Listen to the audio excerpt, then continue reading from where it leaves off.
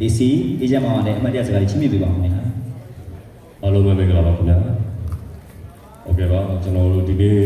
ကြားရလာတဲ့ break များအားလုံးကိုပေါ့ဆိုကျွန်တော်အများကြီးကျေးဇူးတင်ပါတယ်ခင်ဗျာပြီးတော့ဒီကမှလည်းကျွန်တော်တို့တွေပေါ့နော်ပေါင်ချမ်းလူရောကိုကြောက်ဖျားအောင်ဝင်အောင်ကျွန်တော်ပေါ့နော်ဒီမှာပြောတခြားပါဝင်တဲ့ဒေသဆောင်တွေအကုန်လုံးရုပ်ကိုကြီးညီနေတာပေါ့နော်အကုန်လုံးသူ့ကဏ္ဍနဲ့သူ့နေရာနဲ့သူ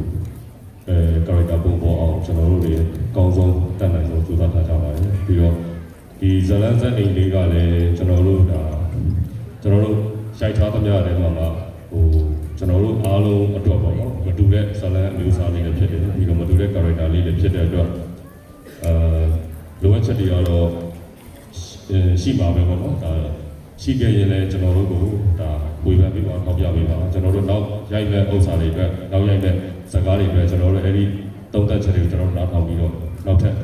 ထပ်ပြီးတော့ကောင်းဆုံးဖြစ်အောင်ကျွန်တော်ထပ်ပြီးကြိုးစားပါမယ်ပြီးတော့ဒီကားမှာလည်းကျွန်တော်တို့အတက်နိုင်ဆုံးအကောင်းဆုံးဖြစ်အောင်အားလုံးဝိုင်းဝန်းပြီးကြိုးစားထားကြပါမယ်လာရောက်အားပေးကြတဲ့ပရိသတ်များအားလုံးတယောက်ချင်းစီတိုင်းကိုအများကြီးကျေးဇူးတင်ပါတယ်ခင်ဗျာ